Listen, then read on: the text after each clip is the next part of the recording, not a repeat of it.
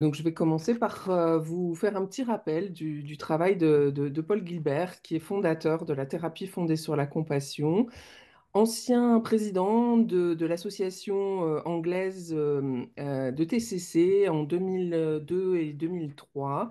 Il a également créé la Compassionate Mind Foundation, qui est un organisme caritatif pour la promotion de la compassion à différents niveaux, en particulier les thérapies.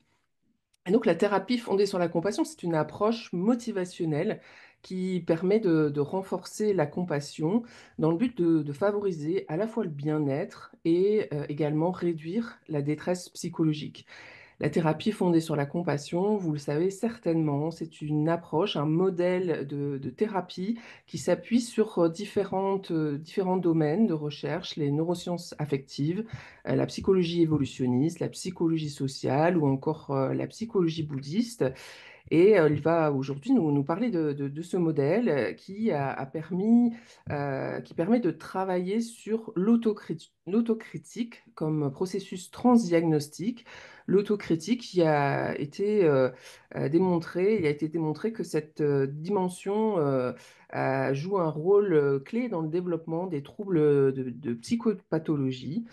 Et donc, ce modèle de thérapie fondé sur la compassion a donné lieu à de nombreuses recherches qui continuent de se développer. Paul Gilbert est également l'auteur de nombreux articles et ouvrages, dont en français La pleine conscience et la compassion, écrit avec Schoeden. Et il a également inspiré l'écriture de différents ouvrages en français, comme La thérapie fondée sur la compassion. Et la thérapie fondée sur la compassion a donné lieu à un programme d'entraînement de l'esprit de compassion qui s'appelle le Compassionate Mind Training, qui est également adapté pour des groupes et validé sur différentes populations, à la fois des populations non cliniques et des populations cliniques avec des programmes de recherche sur la thérapie. Welcome, Paul. Thank you very much for being with us. Paul, thank you very much for all your work. And I was explaining in the presentation that you've gone a long way from the work you were doing in CBT at the beginning. Could you explain to us what is compassion, what is CFT, and how did you go from CBT to CFT? Well, thank you very much for inviting me, Isabelle. It's great to be with you, and we love France, by the way. So, okay, I'm going to share some slides with you, Thank you. and then you'll be able to read them as well if you're okay with reading them. Okay, so I called you the French group. Okay. So these are Isabella's questions. These are the questions she sent me. And I'm going to try to develop my talk around these questions. So we're going to start with the first one. Let's start with that one. Now, the clinical beginnings of CFT arose from experiences with CBT. Now, most of you will be familiar that when you are doing CBT, you help people identify the unhelpful ways in which they're thinking and behaving. I'm a failure, I'm no good, I'm not going to achieve anything. And you help them to stand back and look at alternatives, get a more balanced view. How would you talk to a friend? If you weren't depressed, would you see things this way? Because in CBT, thoughts and ways of seeing the world really drive emotions and moods. That's okay. And for some people, that works well. People can say, yes, I can see I've been thinking negatively, and now I can have a more rational thoughts. However, it was well known that as a result of what we call the head-heart mismatch, clients often said, yes, I know I'm not a failure really. I know I've been successful. I know I'm not responsible for the abuse, but I just feel that I am. So they would be aware of the cognitive dimension, but they'd still feel depressed and still feel anxious. Yes, I know I'm not going to die from my heart, but I just feel I'm going to die from my heart. And so one day, I was working with a client who had quite a severe depression, had been depressed on and off for many years. And she had been adopted. And she thought she shouldn't have been born. And she hadn't made anything of her life and so on. But in reality, she had a good marriage and she had 3 lovely children who were doing well at school. So she could stand back from her feelings of not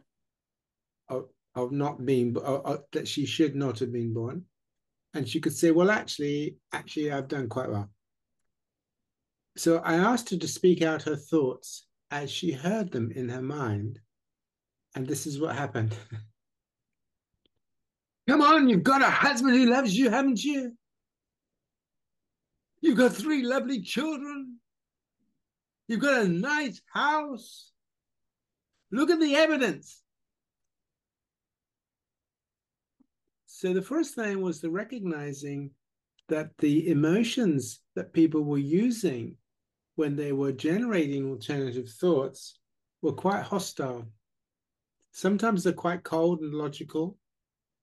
Other times they're quite hostile. There's a sort of anger pushing in the thought. And so the obvious solution was to see that they had these contemptuous textures in their thinking. Therefore, to try and change those emotions, you could still do the cognitive stuff, but change the emotion by which they generated their alternatives. So one solution was to help clients practice kind and supportive voice tones, just teach them how to have a voice tone. Let's, you have a husband who loves you. Let's really create a compassionate tone to that. Let's really try and feel into that. Let's remember the relationship you have with your husband. But this lady said, no. I'm not doing that. I'm not doing, kindness isn't going to help me. You have to make me believe this. I've got to convince myself. So there was an idea that she had to force it somehow. She had to make herself recognize that her life was okay. She didn't want to do any of the compassionate work at all. She thought it was silly. So that was what we call the second shock. The first shock was recognizing how hostile people's emotions were in the way they thought. Even if they were having positive thoughts, the emotion of the thought could be quite hostile.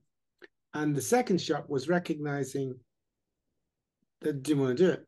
They thought it would be weak. They thought it wouldn't work. They didn't really know what I was talking about. And one of the reasons for that is because a lot of these clients have a very dysfunctional attachment system. So their experiences of care and being cared for was pretty poor. Now that's important, as we will see when we come to think about compassion. So there we are. The other thing that started to happen was that actually, when we began to help people with compassion and caring and having a caring orientation to themselves and creating compassionate voice tones alongside the cognitive stuff, clients actually started to get worse. They didn't feel better. It wasn't like, oh, let's be kind to myself. This is, no, that did not happen. What happened was clients said, I don't like it. I don't know, just trying to be compassionate to myself, I just get irritable. Or I don't know. One client said, when I start to think about being compassionate to myself, I just get so sad. So sad. It doesn't help me at all. So why is that? Well, the reason is because each motivational system carries its own trauma. So imagine that you like going on holidays. You really enjoy holidays, or you love eating cheesecakes. You're motivated to eat cheesecakes, or you're motivated for holidays. These are things you want to do, and you enjoy them. Then one day, you go on holiday and you become very ill. You know, maybe have a heart attack or something terrible. Or you eat a cheesecake and again you become very ill and you're in hospital with serious food poisoning. So you have a trauma around the thing you've enjoyed. What do you think will happen next time you think about a holiday? Or see and smell a cheesecake? Your body remembers. Your body remembers. This is Van der Kolk's work, Bessel's Van der Kolk's work. The body keeps the score. The body will remember. And when that happens, you will be triggered back into the emotions that you had from those traumas. Now, the care system works exactly the same way. Let me try and get rid of this. You don't want that. The care system works in exactly the same way with its physiological infrastructures, that when you start to generate compassion, if there's a lot of trauma in the attachment system, in the care system, the client starts to re-experience that. So that was the third shock, right? The first shock was just how hostile people are to themselves. The second shock was they did not want to do kindness or compassion. They thought it was weak. It wasn't going to help them. And the third one is when they did start to do it, we were opening up the attachment system. And now your sexual system is the same, right? Sexual feelings should be fun and great, and so on. But if you've had a terrible experience, you've been raped or something horrible, when you start getting sexually aroused again, you're going to be hit by the trauma. It's the same. When you start experiencing care, you're going to be hit by the trauma. Okay, so if the trauma is linked to anger or rage when you were a child, or if it's linked to loneliness and feeling unloved and uncared for, that's what will happen. You start experiencing that. So this is why compassion-focused therapy is the therapy for the care system. That's what it is. It's compassion-focused therapy. And we call it compassion-focused because we use a lot of therapies. You know, we use obviously CBT and all of the other CBTs, but we need to texture. Now I'm going to explain in a moment, why do we need to texture the cognitive system with the care system? And that's all to do with physiology. Okay, I'm going to skip a couple of slides now. So these are some of what are called third wave therapies. I don't personally believe in third wave therapies. I think they're all part and parcel of CBT and they're just different versions. So acceptance commitment therapy, you know all these, so I won't go into them. But the idea is to focus on the function of the thought rather than the content and consider the content of individual experience. Now, in CFT, we think that's all great. That's all important. However, CFT has a much wider focus because we're rooted in what we call biopsychosocial science. And this is really important because one of the problems with psychotherapy is there are too many separate divisions. There are too many tribes of therapy. There are too many models of therapy. And some of these models they're useful, that some of the models are useful, but in CFT, we argue that rather than focusing on narrow third wave therapies, it's crucial to root our understanding of mental health and antisocial problems in the basic sciences. Okay, you're dealing with the brain, you're dealing with the mind. Okay, so we need to understand how do brains and minds work. And that means we need to understand the different functions of mind. And we know that the mind has functions of motivation. Motivation is what guides us through life. Emotions are what happens in the body when we have to react to things, or we enjoy things, or we're frightened of things. Cognitive competencies are the ways in which we think, we empathize, we problem solve, and so on. And then behaviors are the things we do. So those are 4 basic functions, and you'll find them in all standard textbooks. So in CFT, we don't want to make up anything, right? We're not making up anything, parts or whatever it is. We're not making it up. We're wanting to work with the science of motives, the science of emotions, the science of cognitive competencies, the science of behavior. Okay? And that allows you then to understand the complex interactions of the functions. People's motives can be subtly different, and that can have an impact on people's emotions and how they feel about things. The way people reason, the way they think, the way they empathize could be subtly different. Some people are very good at empathizing. Other people are not very good at empathizing. Some people can become very anxious, but they behave and do the things they want to do anyway. Other people become less anxious, but very avoidant.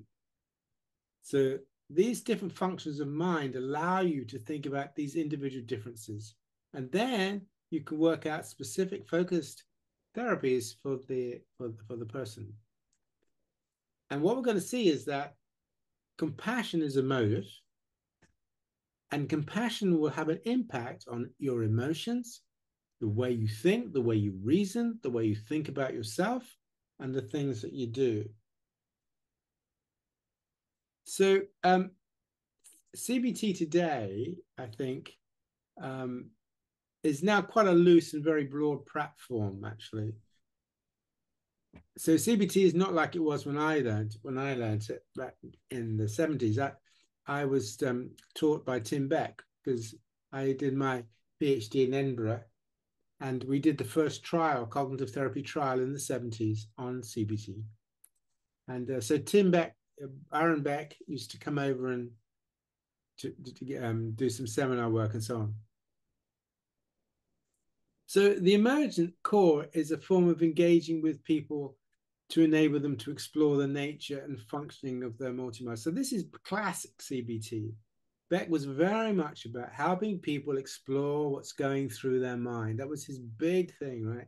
Automatic thoughts. Pay attention. What are you thinking? What does that mean to you? Pay attention. Get to understand your thinking. Because Tim Beck was originally a psychodynamic therapist, used to engage in interpretation, but he was very keen on helping people reflect on and begin to understand their own minds, which in the 60s was quite revolutionary, really. And of course, CFT has exactly the same. Today, we introduce other themes in the understanding of one's own mind, such as mindfulness and so on. In CFT, we also argue that there should be a moral and pro-social dimension to therapy. Now, most therapists will have that, but they don't necessarily make it clear. So, for example, ACT, there's some wonderful things in ACT, talks a lot about values and helping people reach their values, but not really.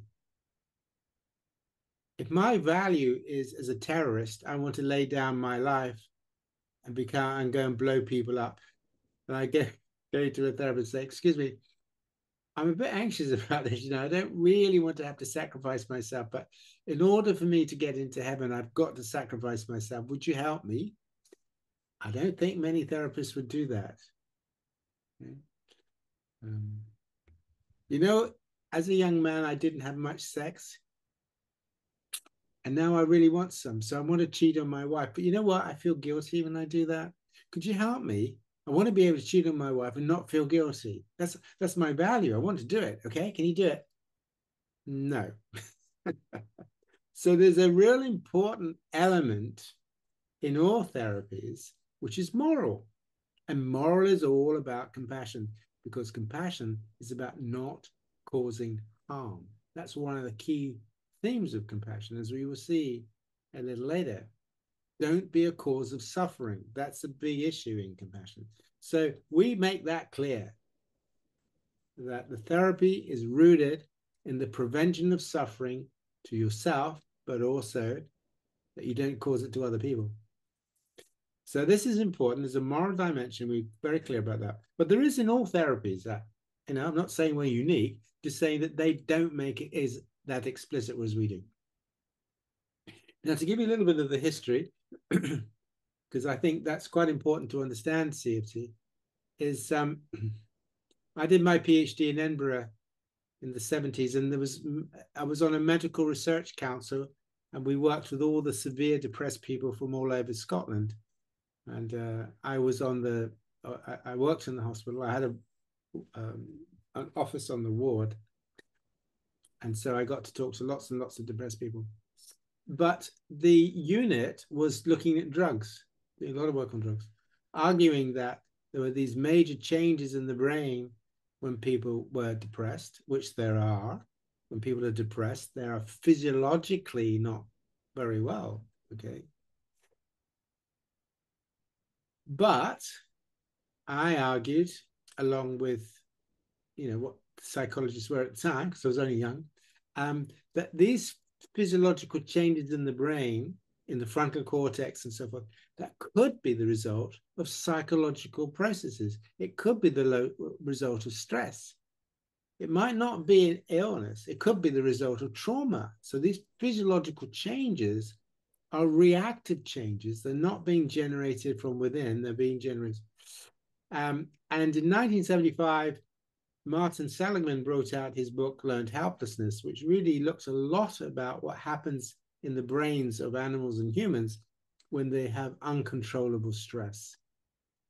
And what you see is that they often show brain changes in the frontal cortex and the dopamine system that look like depression. So the argument was that if we can generate negative changes in the brain, can we generate positive changes in the brain? And so I became a brain state theorist, and I've always been a brain state theorist, that we can change the brain states by stimulating different systems in the brain and change the pattern of activity in the brain.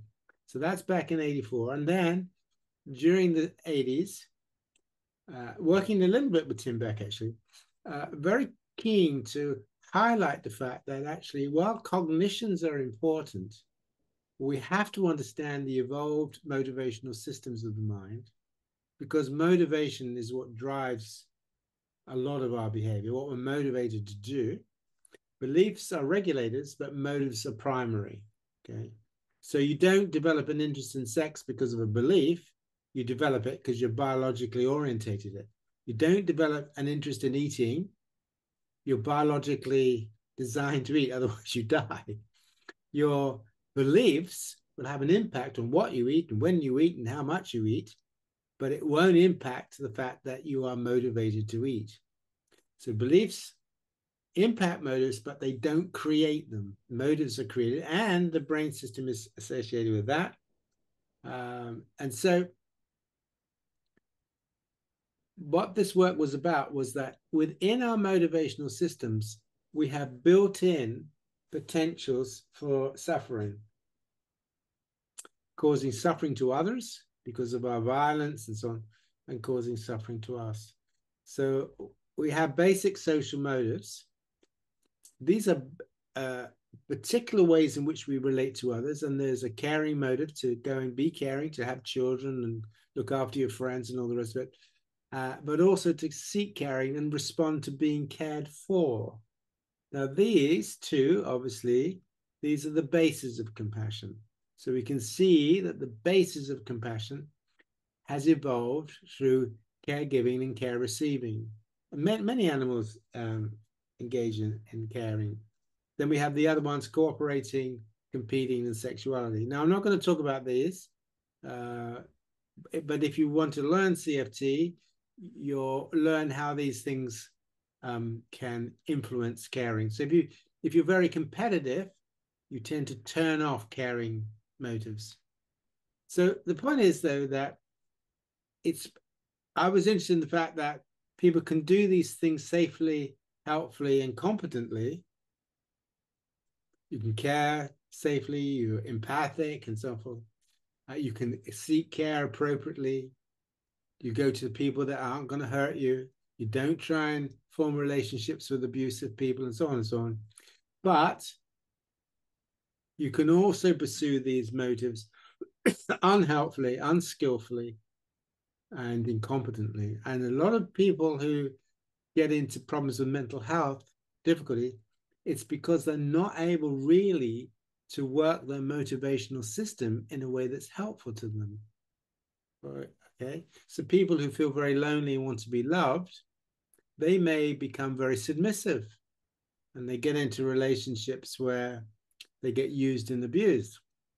Other people who want to be loved or looked after, they become aggressive. And if you don't love them or you'd say negative things to them, they become very aggressive towards you, right? Okay. Now, this is important because when you understand motivational systems, you can understand these things are very different. Guilt and shame are very different, right? Because guilt evolved from the caring system. And the physiology of guilt is linked to caring behavior. And caring is about the recognition of having caused harm and feeling sad and sorrow and wanting to make a reparation. Okay. Shame is about feeling bad about yourself, feeling inadequate, feeling that you're unattractive, too fat or too stupid or something. So shame is when there's an attack on the self. Okay. So these are quite different. Now they can get confused, but sometimes you want to help people feel more guilt. Guilt is linked to compassion. Experiencing guilt is not necessarily bad. A lot depends on the type of guilt you're talking about. Some forms of shame can be quite useful, but it can also be incredibly toxic. So, because we know that these are different motivational systems, they operate in different ways, they have different physiologies, it allows us then to develop therapies for them. So, in the prisons, for example, one of the things we do is to help people feel more guilt, more sense of remorse, more sense of sorrow for what they've done. But with depressed people who take too much responsibility and blame themselves for everything, we have to help them feel less guilt. Okay. So when you feel ready, we can make a short Yeah, take a break short for break. the Take a short break. questions. Yeah, The translator to have a break. sure, go. I don't know, Linda, if you have some questions for or if people want to ask a few questions for the. Si vous voulez poser des questions, on fait une petite pause pour le traducteur. Euh, je ne sais pas There, si. there, there is one question. Can you hear me? I'm on the Yes, English yes. channel. Okay, so hostility towards one's own thoughts and oneself, isn't that like the paradox of being human? What would you say about that? Est-ce que tu peux traduire ou tu veux que je traduise? Donc l'hostilité envers ses pensées ou soi même, est-ce que c'est pas le paradoxe d'être de l'être humain? How do you mean a paradox? Est-ce qu'est-ce qu'on dirait? Est-ce que c'est pas inhérent au Oui. fonctionnement? Isn't that, how do you say that in English? Oui. Isn't that something that you will find in all humans? Would that be a part of human being to be hostile Yeah. against So self? there are self-criticism. There are many different types of self-criticism. Self-criticism is simply, oh, I made a mistake there. That's not very good. Il y a différents types d'autocritique. Il y en a une qui dit oh, bah, juste j'ai fait une erreur. It's a self-correcting system. C'est le système d'autocorrection. Okay. However, the self-criticism that does harm is hostile. Et par contre, l'autocritique qui crée de la souffrance, qui est hostile, Not only did you make a mistake, c'est pas but, seulement que tu as fait une erreur, but you're stupid to have done that. mais tu es stupide d'avoir fait cette erreur. Nobody else would have made the mistake, only you. Personne d'autre n'aurait fait cette erreur, seulement toi. See? It's like, I'm a little bit overweight. I need to lose some weight for my health. J'ai un peu de surpoids, je dois perdre du poids pour ma santé. That's good. C'est bien. You're overweight because you're fat and you're ugly. Tu as un surpoids parce que tu es grosse et tu es moche. That's not good. Ça, c'est pas aidant.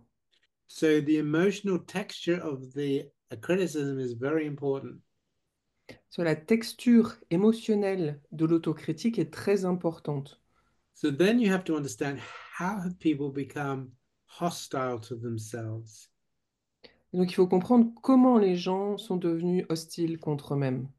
Now, we actually have a 2-day workshop on this Il propose un atelier de 2 jours sur ce thème-là. because lots of different reasons why children become hostile to themselves. Il y a beaucoup de raisons pour lesquelles les enfants deviennent hostiles contre eux-mêmes. But one of the typical reasons is because others have been hostile to them. Et une raison typique, c'est parce que d'autres ont été hostiles envers eux. So if a parent constantly tells their child they're stupid and no good, Si les parents disent constamment à un enfant qu'il est stupide et qu'il est bon à rien, they begin to experience themselves like that. il commence à intérioriser et faire l'expérience intérieure de ces paroles. So we look at the emotion in the criticism, On regarde l'émotion dans l'autocritique and then we bring compassion to that. et on essaye d'apporter de la compassion à ça. Is that okay? Yeah, great. I think Emric should be ready. Is it okay, Emric? Ok, parfait. Are we Thank going too you. fast? Are we going in, is that Non, mais, being, euh, Emric, est-ce que ça va trop vite ou- C'est parfait. Okay, it's perfect for Emric. He had his break, and we can you can continue. We'll have some more questions at the end okay? if you want. So let's think about the nature of compassion focused therapy. Now, we are an evolution-based model, as you know, and evolution changes us through natural selection. And there are two main challenges of life. We have to survive. All living things have to survive for a while until they can reproduce, and then reproduce. That's what DNA builds. DNA builds bodies to survive for a while, reproduce, and that's it. So basically, DNA is a factory, constantly churns out life forms. Now, in order for DNA to create bodies that will survive and reproduce, it has to deal with the challenges, and there are three main ones. The first one is all living things need to be able to protect themselves. They need to be able to spot dangers and threats and do something about it.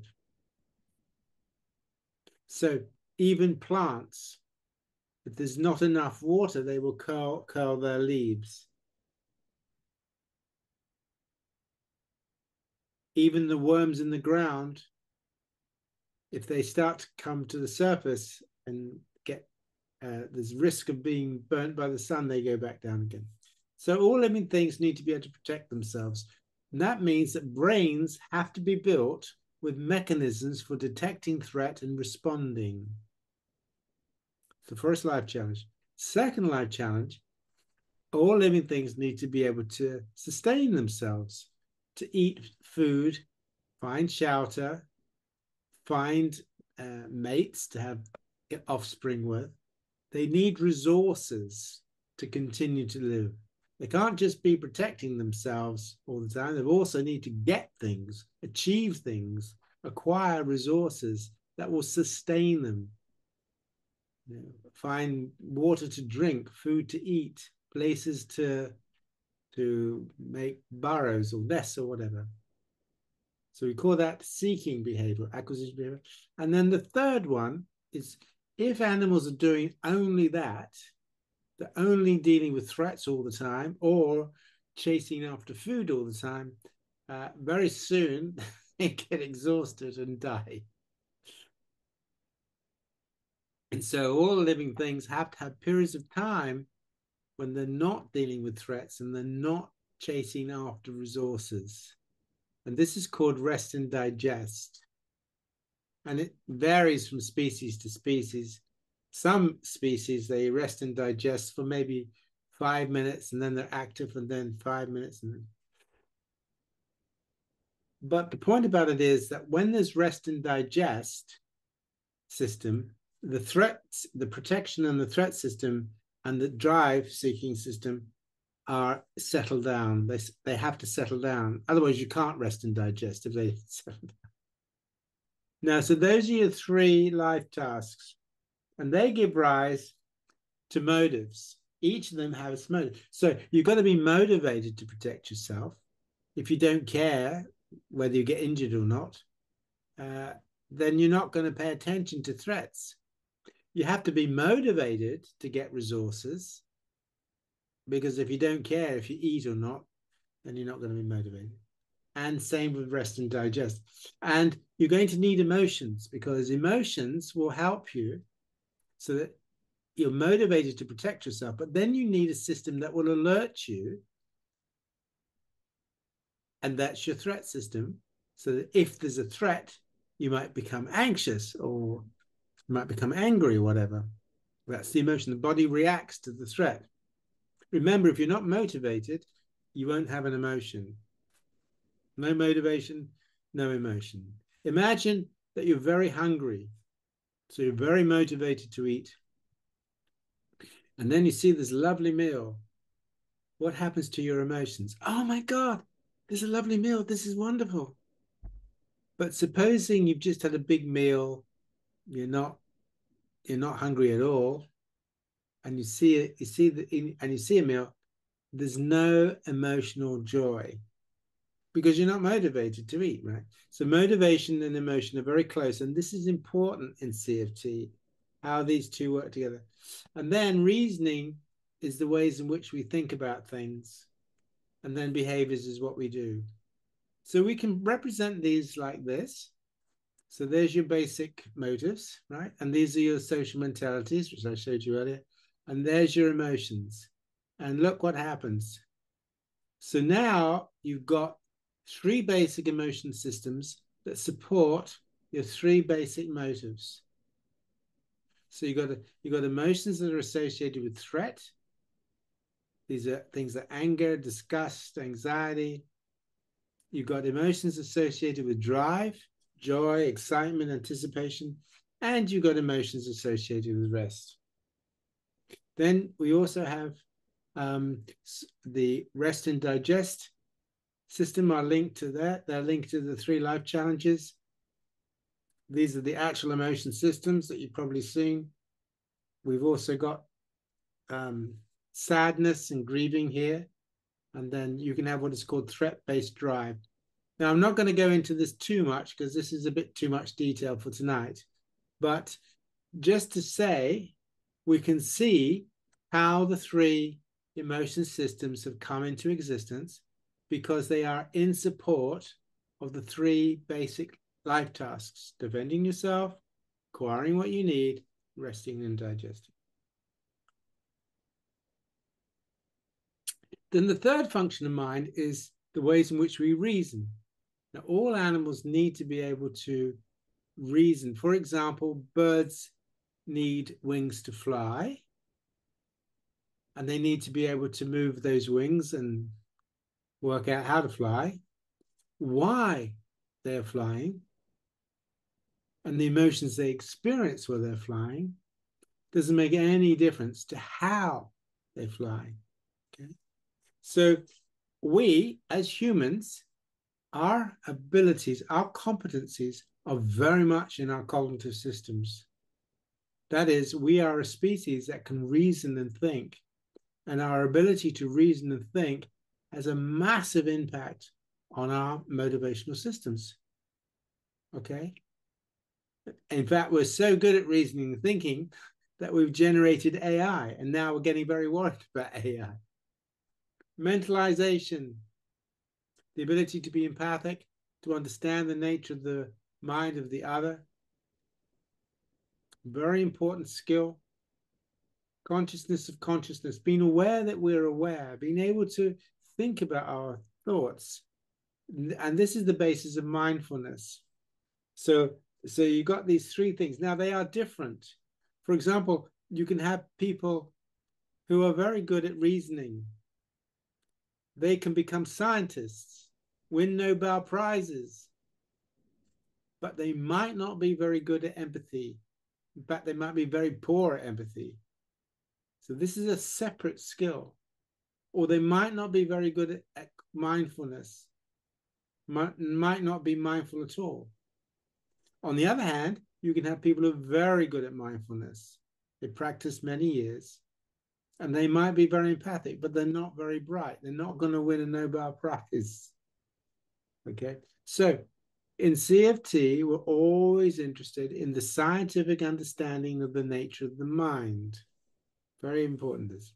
And then, of course, we have the behaviors. Now, I know Isabella asked me about inhibitors and facilitators, the fears, blocks, and resistances. The point about it is all of the four functions of mind will have facilitators and inhibitors.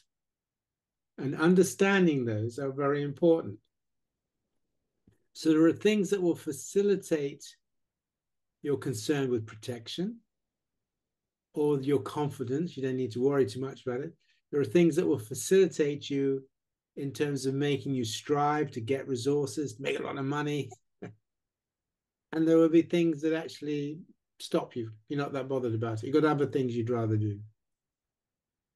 And it's the same with compassion. There are things that will support you and help you be compassionate, and there are things that will get in the way. For example, we were talking about self-hatred. So self-hatred is a compassion inhibitor. The more you hate yourself, the more difficult compassion will be for you. The more you hate other people, the more compassion for them is difficult. So hatred is an inhibitor of compassion. Okay? And you've got Gaza, you're seeing Gaza is all about hatred, is a tragedy. And the other thing, for those of you who work with trauma, trauma, particularly early trauma, will affect all of these systems. So if you're working with CFT, you're needing to think about how has trauma affected the person's motivation? How has it affected their sensitivity to threat? How has it affected what they try to achieve in life? How has it affected how they rest, how they can relax, how they can be content? How has trauma affected all this? How has trauma affected the way people reason? How has trauma affected the way they mentalize? Okay, now, these are important. And it's important because when you understand the distinctions between them, it allows you to do choose your therapies to engage in whatever process you're engaging with. You know, people often say, oh, what's the difference between empathy and compassion? Well, compassion is a motive, as we will see. Empathy is a competence. It's an ability. Now, what that means is you can use empathy for anything. If you want to be a good liar, if you want to be deceitful, if you want to fool people, you're much more likely to be good at it if you're empathic. Okay? Some of the most amazing con people are quite empathic. They can read you. They can tell when you're buying the message. So empathy is a competency, but the way that it's used is dependent upon the motivation. Your reasoning brain is a competency, but how you reason and what you reason about will be dependent on the motive. You can reason to work out how to help somebody, but you can also reason to work out how to hurt somebody if you feel vengeful towards them. So empathy is a competency. It's a very important competency for compassion, but it is a competence. And so CFT works all four functions of mind, and particularly the life tasks, the giving and the seeking of care. That's the primary one we look at, and we're going to look at that because there's a good reason for that. Is because we now know that caring behavior has a huge range of physiological impacts. Now, this is George Slavick's work, and he talks a lot about safety. Now, George and I have different views about this. We think this is safeness. He's talking a lot about safeness, which I'll talk about later, but don't worry too much about that. Just be aware that the evolution of social behavior means that our relationships have very powerful impacts physiologically. Now, this is important because what it means is that caring behavior, receiving a caring behavior and being caring, is stimulating these physiological systems. Now, remember, we're brain state theorists. We want to know about this. We want to know about these systems because if you can't get these systems working, if these social network systems that are affecting the peripheral nervous system and so on, you can't get them working, there's your vagus nerve there, you're going to struggle, okay? You can't rely on cognitive systems. In CFT, you have to work the body, okay? You have to work these motivational systems that have been plumbed in by evolution. And when you do your practices, part of what your practices are doing are stimulating these systems. Now, this is a complicated model, but I just wanted to show you there's a lot of research now on the impact, social behavioral impact on so many physiological systems. Okay, great. And what it means is that CFT is a brain state. And so what you're trying to do is you're helping people develop compassionate attention, compassionate thinking. Why do you want to do that? Because remember, compassion is going to be stimulating this stuff, right? That's what you're going to be doing when you get into compassion. Whereas your threat system is stimulating your amygdala and your sympathetic nervous system. I don't have a slide for the threat system, which I probably should do, but never mind. So what you're doing when you're developing compassion, you're creating a compassionate brain state to offset the compassionate state, the threat state. That's what you're doing. The problem is some of your clients, they can't do it. These systems don't work. And they don't work because they haven't actually been that well developed. They can't, these physiological systems are poorly developed. So when you start generating compassion, it doesn't work very well. It's like you think of your sexual system, you know, you can create fantasies, but if nothing's happening in your body, then it's no use, is it really? You have a sexual fantasy, you want it to happen in your body. But if you've got a hormone problem or your testosterone is low or your estrogen is low or whatever, like after the menopause, you lose libido, that's physiological. Doesn't matter what you do, okay? So this is really very important in CFT, that some individuals simply struggle. And therefore, what CFT is doing is not just trying to stimulate that system, that's what it certainly does, but it has to address this problem. This is the problem of fears, blocks, and resistances, or just the inability to do it, right? Can't do it.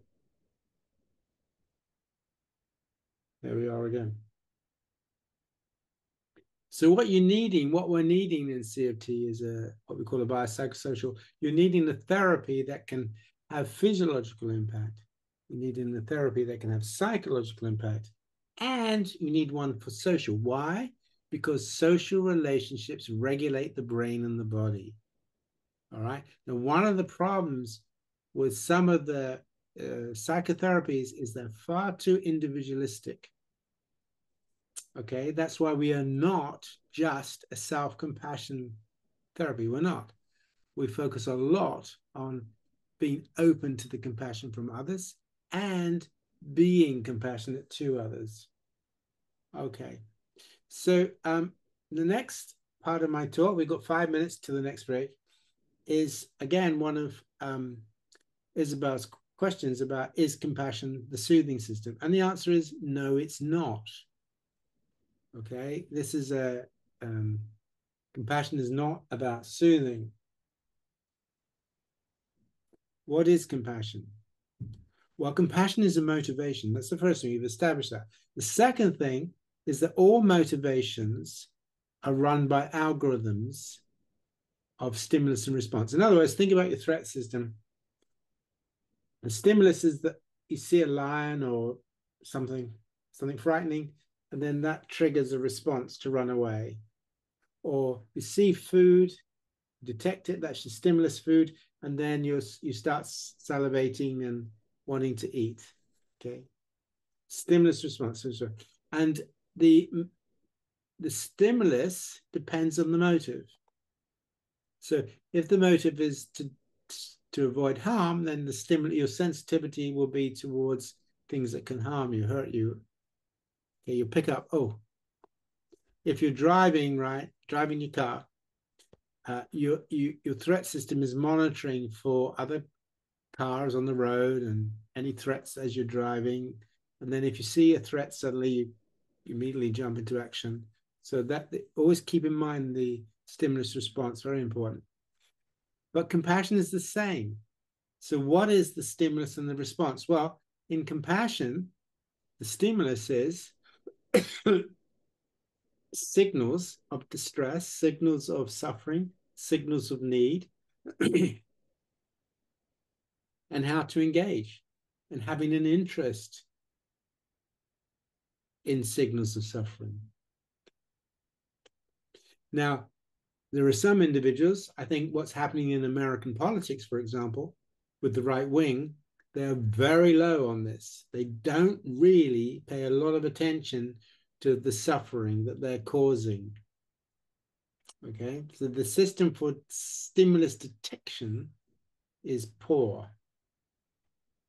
Now, there are reasons for that. A lot of these people have very bad backgrounds. But ideally, when we engage with suffering, we're moving in towards pain, we're moving towards suffering, and that means we're moving into distressing states of mind. So the first movement of compassion is not positive. I feel so much better. The first movement of compassion is to actually begin to understand, recognize, empathize, and be with your distress, your suffering. That's the first thing. And this is important in CFT because if you don't really understand what you're suffering, if you're not able to tolerate it, at least to a degree, and make sense of it, you're not going to be able to do the second thing, which is, of course, take action. That is, what do you need to do? Now, this is very important because, for example, people can have all kinds of ideas about what would be helpful, but they're not helpful because then it's the wrong form of suffering. If you think of a mother and a baby, now imagine that the baby is showing distress because it's cold, okay? It needs to be wrapped up in a blanket and have its body temperature raised because maybe it's been in its cot and it's got very cold. However, the mother doesn't understand that signal. She doesn't understand what that suffering is about. She hears the baby crying. And so she thinks, or the father maybe, I better feed it. Clearly the baby's hungry. And so tries to feed it. Now, feeding is a good thing. If the stress is hunger, then that's good. But if it isn't, that way of being helpful is not. So this is very important then, that we need courage and wisdom to be able to engage with compassion, all right? Very important. People often forget that, because sometimes we can try and be compassionate, but it's not at all helpful. Sometimes when we're raising our children, we have to put boundaries down. We have to be aware that they're going to be cross with us or whatever. The compassionate thing sometimes is to say, no, you can't do that. All right, so this is very important. And that means that we have a process of guided discovery into the nature and the causes of suffering. So, for example, if you're working with people who have alcohol problems, it may take a while for them to begin to connect the fact that they're using alcohol because they've got unprocessed trauma, and some of that unprocessed trauma is unprocessed rage. And they don't like rage because rage makes them feel like a bad person, or they're very frightened of losing control to it. So in order not to have to deal with one's inner rage, we just drug out. Right? So discovering the root of one's suffering can be difficult for some clients. And then we have to find appropriate responses. Okay, that's very important. Now, these are the algorithms. And why the algorithms are important? Because the algorithms are linked to different physiological systems. Okay. So obviously, threat is linked to the threat system, sexuality is the sex system, competitiveness is linked to fighting, and so on. This is the one that you're interested in, and we know now a little bit about this system. This is the one we want to be activated, and we can do that in terms of flow. It's the compassion you have for yourself and for others. Okay. So last bit before we go for our break. Compassion is not soothing. And this is a lovely paper by the Italian group. If you think about a firefighter, for example, they're not in the soothing system. They're risking their lives to save somebody, but they're not in the soothing system. They might spend a moment taking a breath before they go in. Martin Luther King fighting for injustice. He's not in the soothing system. Caring for somebody who's dying of cancer and sharing their grief and their pain and their sorrow. They're not in the soothing system. The motivation is the key thing. All of them are orientated to address suffering where they can and prevent it where they can. So this is very important.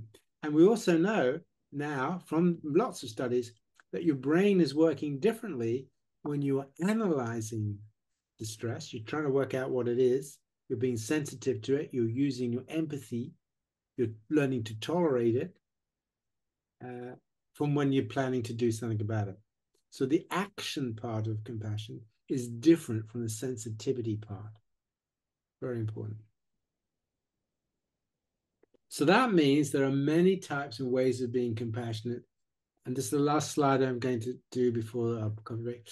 Different situations, different problems need different forms of courage and different forms of wisdom. So some people can be very good at being firefighters. They will risk their life for you.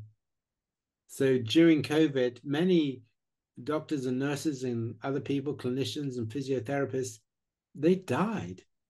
And they knew they were at risk of catching the virus and dying. Okay. But that did not make them the best compassionate parents or the most compassionate friends. There are other individuals who are fantastically compassionate with children. They're wonderful, but they're not going to make good firefighters.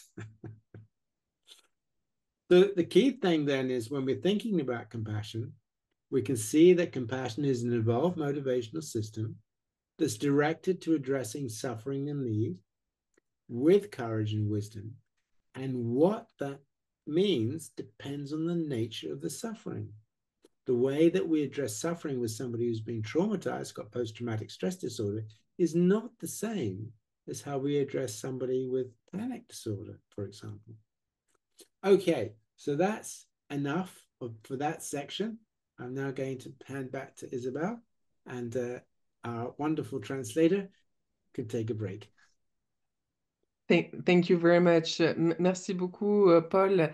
On va prendre peut-être une ou deux questions pour permettre au traducteur de faire une petite pause et il restera une question après la pause. Alors, j'ai vu qu'il y a beaucoup de questions. On ne pourra peut-être pas répondre à toutes. Je m'en excuse. Linda, est-ce que tu as pu choisir une première question? Alors, il y en a plusieurs. On a déjà répondu après un peu au fil de la présentation. Maybe I have one question here. I have one therapist who's saying that she has noticed that patients that are suffering from depression, uh, they easily show compassion towards other people, but uh, they have difficulties in showing compassion for themselves. How would you recommend to transfer this compassion or to enable the person to be more compassionate? Yeah, so Can we just translate for the... Donc, il y Est-ce que a, tu peux traduire? oui, donc il y a une thérapeute qui demande, qui dit qu'avec les patients qui souffrent de dépression, elle a remarqué que ils ont tendance à montrer beaucoup plus de compassion pour les autres, mais que c'est difficile de montrer de compassion pour soi. Et comment est-ce qu'on pourrait travailler cela pour que cette compassion soit aussi pour soi? Go ahead, Paul. okay, so it's a wonderful question. So always remember that there is flow. C'est une superbe question et il faut garder à l'esprit qu'il y a un courant de compassion. So, for example, I can be angry with myself, I can be angry with you, and you can be angry with me. Par exemple, je peux être en colère contre moi-même, je peux être en colère contre les autres, ou les autres peuvent être en colère contre moi. Il y a trois directions de ce courant. And similarly, I might not get angry with other people very much, but I might get angry with myself. Et je peux ne pas être en colère contre les autres, mais être plus souvent en colère contre moi-même. So these are related, but they're also different processes. Ils sont reliés, mais ce ne sont pas les mêmes processus. Now, the reason that people are not compassionate to themselves, uh, sorry, there are many different reasons why people may not be compassionate to themselves. Il y a beaucoup de raisons pour lesquelles les gens peuvent ne pas avoir de compassion pour eux-mêmes, Because of things that have happened to them in their childhood. à cause d'événements qui se sont produits en lien avec eux-mêmes dans leur enfance, par exemple. Okay. For example, people who are very self critical are often perfectionistic. Par exemple, les gens qui sont très critiques envers eux-mêmes sont souvent aussi très perfectionnistes. They are worried about making mistakes and other people criticizing them. Ils sont inquiets à l'idée de faire des erreurs et que les gens les critiquent. Okay. So the self criticism is fear driven. L'autocritique est guidée par la peur. So I mustn't make mistakes. And I get cross with myself. Ah, je vais faire des erreurs et je me critique moi-même. But if I'm being compassionate to you, I'm not frightened of your mistakes. I'm not frightened of you. Et si alors que si j'ai de la compassion pour les autres, je ne risque pas de faire des erreurs. Je n'ai pas peur pour toi que tu fasses des erreurs. I can help you if you are suffering because it doesn't impact on me.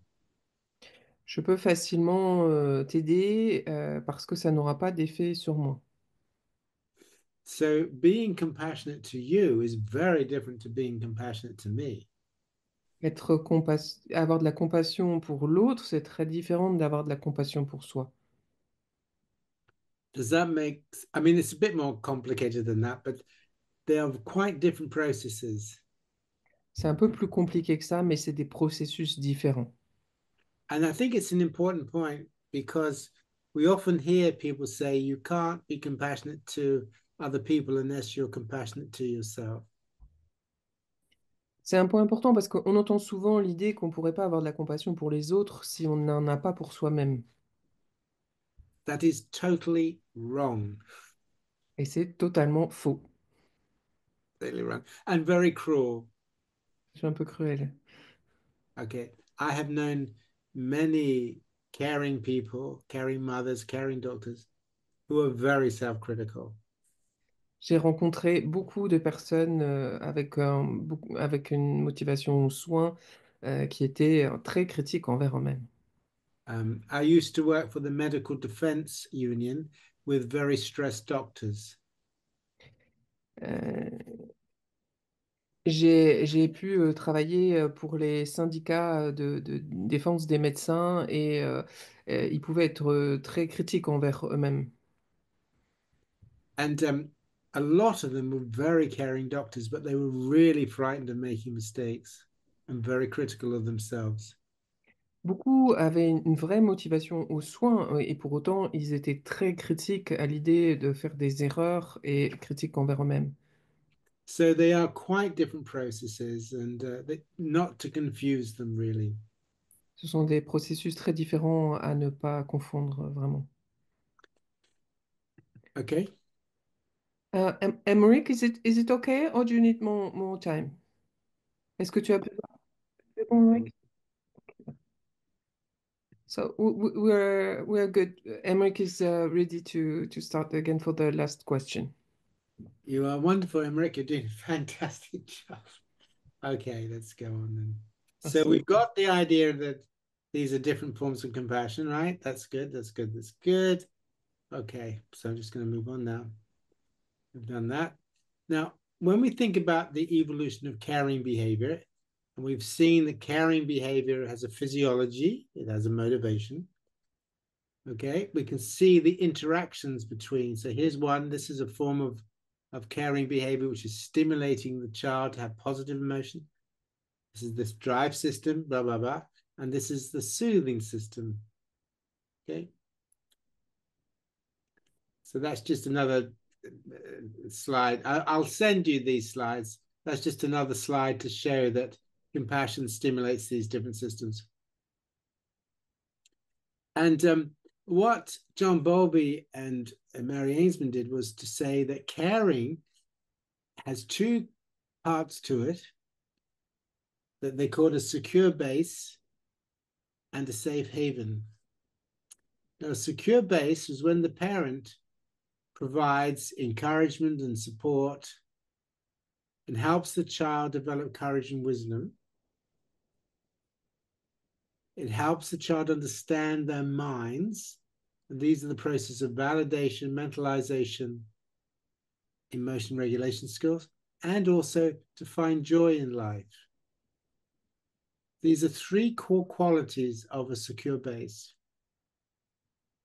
The parent encourages, supports, guides, they validate, they understand the mind, they are engaged. So the child feels understood and cared about. And the parent also provides a context for play and enjoyment. This is very important. And in CFT, these are really crucial for the therapeutic relationship. Now, CBT doesn't really use attachment theory like this, okay, but we do. And then you have safe haven, and safe haven is this process of soothing and grounding, so that allows you then, if your threat system is too high, or sometimes if you get too excited, how you can ground yourself. And so the soothing is useful, it is important. And when we do our training, practicing meditation, we do ground the body, because when you ground the body, soothe the body, you make the mind available for compassion. Okay, great. So there we go. So this is a nice example of actually, don't worry about that. Okay, because I'm just worried all the time. Let me now take us to the last question that Isabel asked us. What is the difference between safety and safeness? Okay, so this is a paper that I wrote back in '93. I'm not going to go too much into it actually because of time, but just to say that in 1983, we were arguing this basically, safety is all to do with the threat system. You might have I got it here. Let's check quickly here. Yeah. Safety is all to do with the threat system. Okay, so safety is the absence of threat. Something is safe, it's not threatening, it's okay, right? That's very, very important. But safety doesn't necessarily produce positive affect. Now, when you do safe place, for example, safe place imagery, give you one example. I had a very socially anxious person, and he was designing an idea of where he, quote, could feel safe. And this was a bunker, concrete bunker underground, nobody knew was there. And he had guns on the top. And he thought this was good. He could just go to this bunker and nobody could get to him. That's safety. Okay, he says he feels safe. That's just the language. But basically, the prevention of harm, the prevention of risk. Okay. Safeness, on the other hand, is the ability to experience helpful. There are helpful individuals around you. Okay. So basically, to cut a long story short, this paper really clarifies the distinction between threat detection, safety and safety seeking, safeness, and so on. So how does it work? It works like this. Your threat system detects threat by your amygdala and your hypothalamic system, and then you engage in safety behaviors. And when those behaviors are successful, you're out of danger. You can, of course, acquire skills. How do you interpret threats and so on and so on? But it's very much about you in relationship to the threat. So if it's from an animal, it's what the animal is doing to protect itself, what you are doing to protect yourself and sort out threat.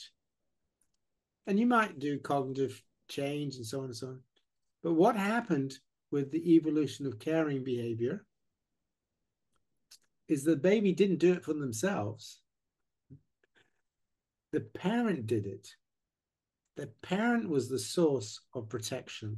The parent was the source of what was needed. The parent was the source of soothing. Now that's important because that goes through a very different physiological system. And that's using these processes here. We call this the green system. But have a think about it. Supposing something distressing has happened to you, okay? Now, to some degree, you're going to think it through and so on.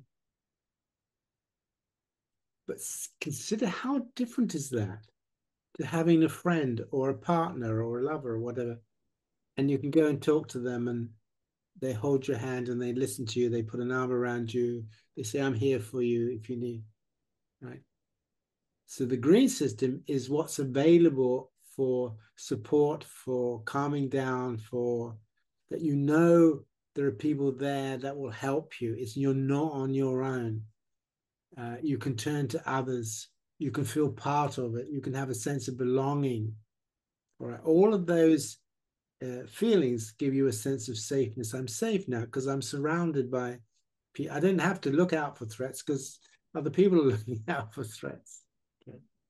So another example is, imagine that you, in a hunter-gatherer society, you're going hunting, and you know that if you get lost and you don't come back, people will come and find you. Okay, you feel safe. You can go out and do things because you know you're all right. There are people that care about you. But supposing you think to yourself, well, if I get lost, they'll be very pleased because it'd be one less mouth to feed. Then you're not going to feel safe. So this is very important, that safeness is to do with interconnectedness. That's what helps us to feel safe. Yes, we can feel out of threat, but not necessarily safe. So for example, I could feel safe with Isabelle, When I see her, I'm not expecting her to be unpleasant to me. I think she'll be perfectly nice. But if I'm really struggling, will she help me? Can I trust her to help me? Can I trust her to be there? Now, if I can, then I feel safe in that relationship. If I can't, then I might have a sense of safety. I don't have to worry about being hurt by her. But I know she won't be there for me if I need her. I'm sure she would be, by the way, but just to give you an example. So this is very important. So safeness then is the down-regulation of threat by secure base, whereas safety is from the absence or the controllability of threat. They're different processes. They work through different physiological systems. And this is based on social trust, because if I don't trust you, I can't feel, I might feel you can't hurt me. Or if I can't trust you, as long as I'm more powerful than you and I can hurt you, then I'm okay, then I can feel safe. And that's an issue with safety. The safety is a problem because it invites us to become stronger and more powerful. If you look at what's interesting, if you look at studies of peace, because we do a lot of work on peace, if you see countries as mutually threatening of each other, then each country needs to have its own armies. Okay? And you've just got to make sure that your army is bigger than the other army. So we can feel safe because we can both hurt each other. So what's happening in the Middle East right now, for example, that's all safety. In order to feel secure, we have to harm the other side, right? Safety behavior. But what we know from studies of peace is that peace comes from safeness. And the studies of Europe are very clear about this. When we become an interconnected group, and this is why, from my point of view, Brexit has been a disaster, but never mind. When we became interconnected after the Second World War, when we really made a desire that we want to live together peacefully, to develop cooperative relationships, and so on and so on, despite all the problems with it, there won't be a war in Europe. The French are not going to attack the Italians. The British are not going to go after the Belgians. No, it's almost inconceivable. Why? Because we're integrated. We feel pretty safe with it. We can argue, of course we can, but we feel pretty safe with each other. So the issue of safeness is really, really crucial. Now, that's important when you're coming to do therapy, because what you're aiming for is this one. You can certainly teach people how to deal with threat. That's okay. But this is the one. And it's the same with your clients. If your clients come to you and they say they're safe with you because they know you won't hurt them, but that doesn't necessarily mean that they experience you as caring for them, of taking an interest in them, of really doing this stuff. Oops, where are we going back? That doesn't mean to say, well, sorry, they may well see you as non-threat, but they won't necessarily see you as doing this stuff. This is all part of the safeness system. This is linked to attachment. They won't see you as there to encourage them when they're struggling, to validate them when they're getting into difficulties, to help them to be playful. They won't necessarily see that unless the safeness system is working. Okay, so that's kind of important. Where are we for time? Okay, great.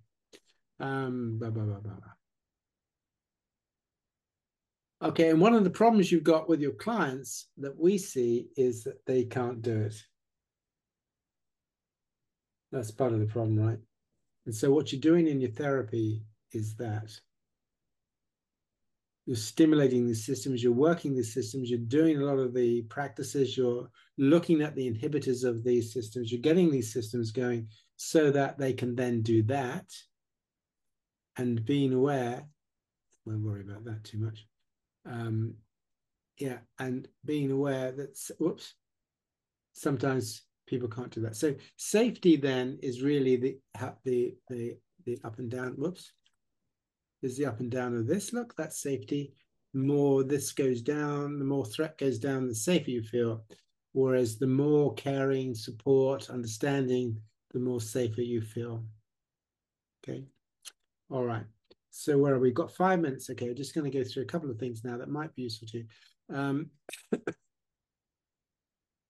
In terms of the therapy, then we use a lot of processes that other therapies use. Micro skills are absolutely fundamental. And if you come on our training, we do a lot of teaching of micro skills. Then you have therapy processing skills, building a collaborative relationship, guided discovery. All of these things that many therapies do, CFT does, they're absolutely the same.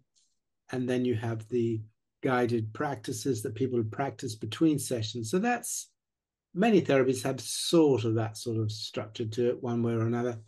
But for us, of course, it's all to do with motivation. It's all to do with the textures in which people experience that. So we, by creating a compassionate mind with our thoughts, we don't just have alternative thoughts, we have alternative thoughts which have a compassion texture to them. As the slide I showed you right at the beginning, people can come up with alternative thoughts. I'm not a failure because of this or because of that, and that's okay.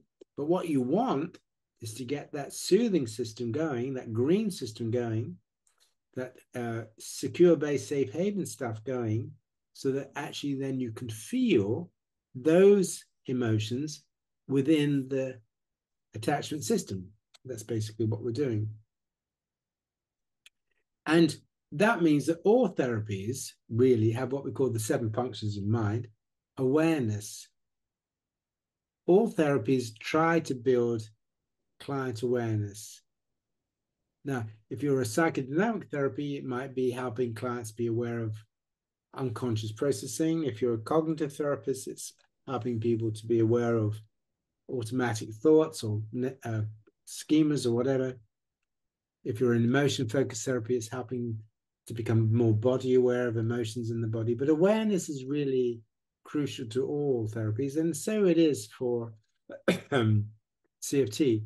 Our awareness is focused on the 4 functions of mind. How aware are people of the motivation? How aware of where those motivations come from?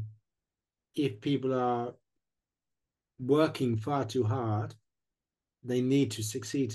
How aware are they about why they're doing that? How aware are they of their emotions? How aware are they of the ways in which they think? So awareness for us is the 4 functions of mind. Then the next one is called differentiation. When you become aware, you also become aware that you have lots of different feelings, lots of different motives, lots of different thoughts, lots of different beliefs. Can you differentiate them? And what we know is that clients who have trauma or have difficulties, they're not very good at differentiation. They can't hold a mind that's full of these different things within them. And so what therapy does, it helps people to differentiate. Now, you can do that with chair work or multiple selves or mind mapping. So mind mapping is a technique in CFT we use all the time. And all mind mapping does is it asks people to explore, to become aware of the multiplicity of the mind. So supposing somebody comes because they've got a difficult marriage, we might say, okay, so what motivated you to get married? And the person may say, well, because I got pregnant. I see. Anything else? Well, yes, I loved the person I was marrying, so that was important. Okay, anything else? Well, also because finances would be better if we were married. Now, the point about it is what you're doing is you're identifying multiple textures to processes. And when you learn how to do multiple processes to find multiple processes to textures, you can then begin to ask people, so of those motives, which is the most important for you? Which is the one that's caused you most difficulty? And you do the same with emotions, and you do the same with beliefs, right? And you help people realize they've got these multiple processes, and sometimes they're in quite serious conflict, you know. But I've had my baby, and I really enjoy it. But you know, I always wanted to be in my career, and I just feel I'm missing out on my career. And okay, then the next thing, if you're going to become aware and you're going to start differentiating, and sometimes we become aware of some of the shadow stuff of the mind that maybe we're more angry than we thought we were, or we got more grief than we thought we had. You've got to then to be able to tolerate. Now, compassion is very important for tolerance. If you hold your difficult emotions with compassion, you're much more likely to tolerate them than if you don't. So compassion is really helpful for tolerance. So if we're doing, these are the first big three. If you're doing awareness, becoming more aware of things in your mind, things you might be frightened of, things you might have dissociated from, trauma memories, or whatever it is, and you're beginning to differentiate them. So within a trauma memory, you can realize that actually you've got anger and anxiety and sadness and grief and fear and hope all in that memory. And then you can start tolerating them. You don't have to close them down or get into avoidance. All of those three things work together. And remember that many therapies are about avoidance, helping clients who are emotionally avoidant, ACT, and all these therapies. So learning tolerance is very important. And the courage and the wisdom of compassion really helps you build tolerance. You take the breath, you imagine going into the emotion, but this time with the desire to heal that emotion or befriend that emotion rather than fight with it. Integration that allows you then to begin to see that you are a person, a whole person with all these different parts to you. Now, that is crucial, and it's crucial to every system in the universe. The way the parts work together is what creates form, okay? That's just the way it is. And it's the same with our minds. The way that the different aspects of our minds are able to be tolerated and can work together, that creates form. And what helps that is the cultivation of compassion, and that produces transformation, because ultimately, all psychotherapy is about transformation. All psychotherapy is about change. That's what we're doing.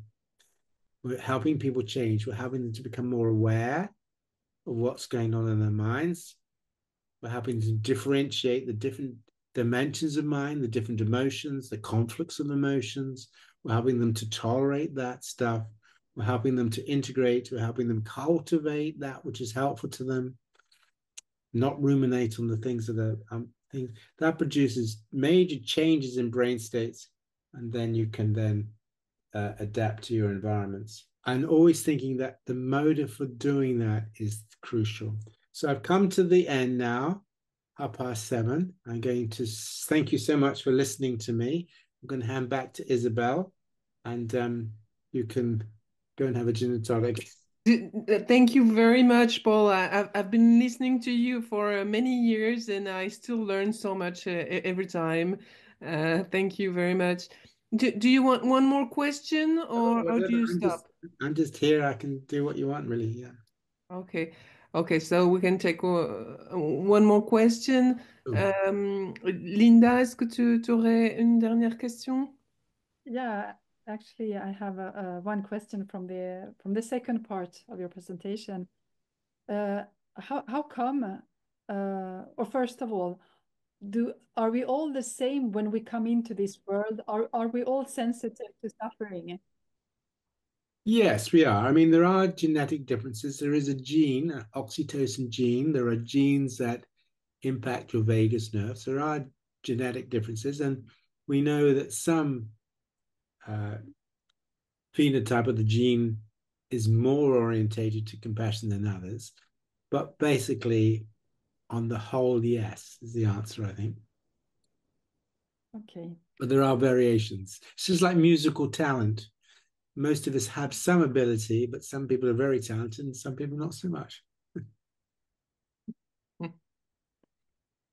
And is there, could we strengthen the compassion in children? Is that something? Oh, very much so. Yes, we can. Yes, we've published studies on this, and we have published studies. And Marcela in Portugal is looking at epigenetic changes with compassion training. We can actually change, some of the epigenetics. Yes, training, and also giving children an opportunity to really focus on interconnectedness, because a lot of education, certainly in the UK, I'm sure in Europe too, is a bit competitive. It's about pushing yourself and making sure you achieve and you do and achieve and you do. And there's a big debate at the moment, because in some of the football teams that take the young kids from 11 and put them into these teams to see if they're going to become professionals. They stream them so they get the best, and then not so good, not so good, not so good. And so they're all competing with each other to try to get into the next. This is bad. So we have to reduce competitiveness. We have to focus on cooperativeness, but not at the expense of trying your best. Okay, that's the key thing, right? You can try your best, but you can do that without necessarily being competitive. And the competition, positive competition, is what we call self-promotion. But you bring people along with you. So if you look at the Olympics, when the Olympics work well, when the person wins the game, everybody else comes up and congratulates them. And also, if they've learned a trick, if they've learned something, they'll share it. They say, "Oh, look, I've discovered if I throw the javelin like this, it's much better. Have a go at that?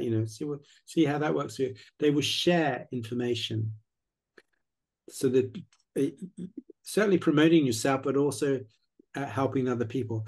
Whereas negative competitiveness is, I'm not going to share.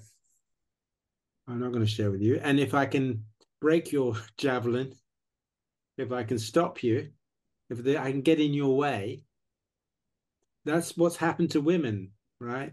Men have got in the way. They've stopped them. They've actively hindered their ability to compete in the world for positions and so on and so on. That side of competition, the competition to inhibit, to get in the way of, stop others from having what they've got, is very, very serious. So competing is good. If it's trying to be your best, that's great. But bringing others with you, help them be their best too. That's the best way of being competing. Because I mean, it's we if you take your child for surgery, you want a surgeon who's going to be good. You'd prefer to get the best. Of course you would. That's just natural. But you'd also want that surgeon to be training other surgeons. You don't want that surgeon to say, "I'm not teaching anybody else because I want to be the best in the world. So I'm not going to share my skills." You don't want that. So this is a really important theme of compassion.